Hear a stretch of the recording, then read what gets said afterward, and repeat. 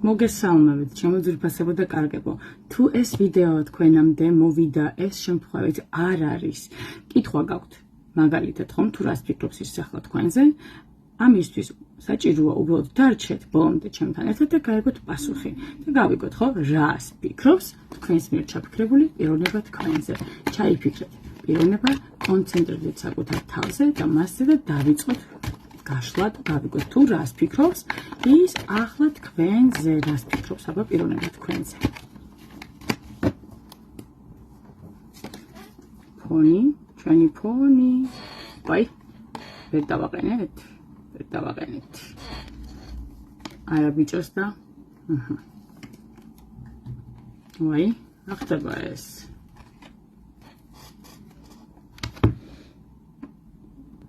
ნუ თავდაპირველად დავიწყოთ იმით, რომ ეს გაშლა აჩვენებს იმ ურთიერთობას, რომელიც დაიწყო სპონტანურად, დაუფიქრებლად ან დიდი მოლოდინების გარეშე,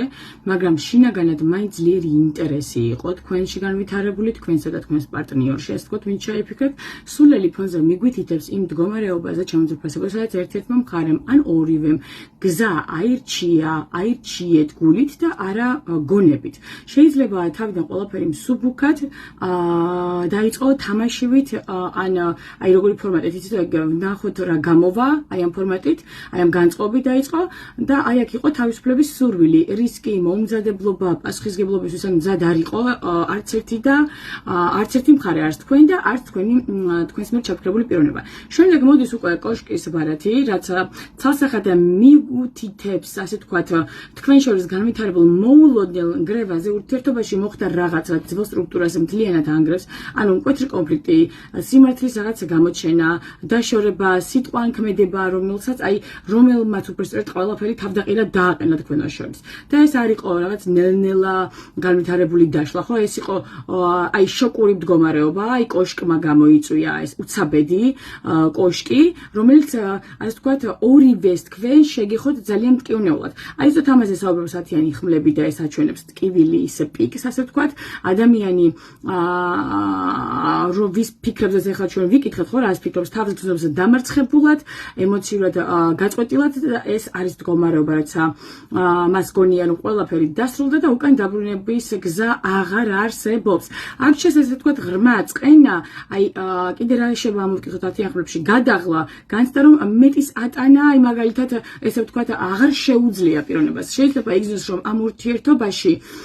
ძალიან ბევრი რამ დაკარგა ესე ვთქვათ ბჭყალებში ან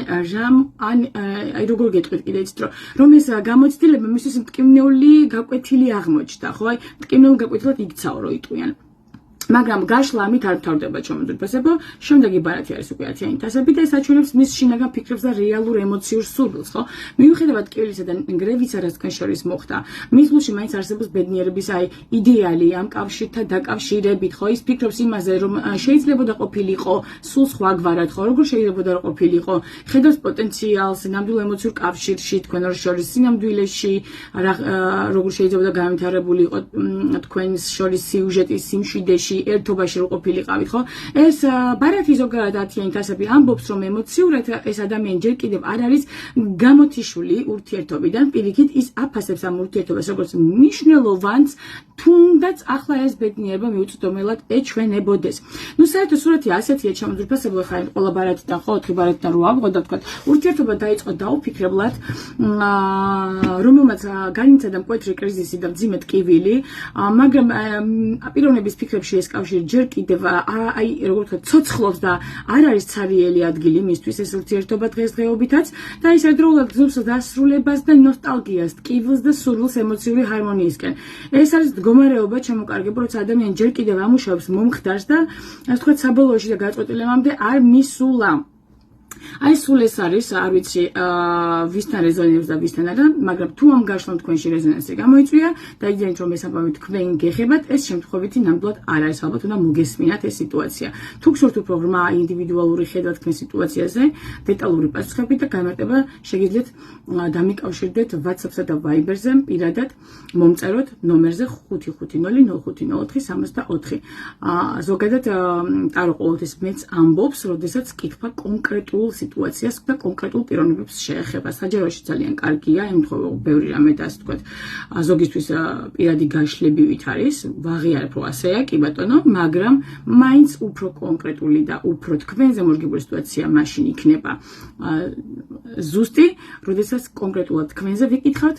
და დავაკონკრეტებთ სიტუაციას, რა ხდება თქვენს შორის. სულ ეს იყო ჩემთვის უფასება, დაგემშვიდობებით ახლა და გისურვებთ მშვიდობას, სოლიდარობას, გულის სიმშვიდეს, სულის სიმშვიდეს და ერთმანეთთან ადამიანურ დამოკიდებულებას. მოკლედ სულ ეს იყო, კარგად იყავით.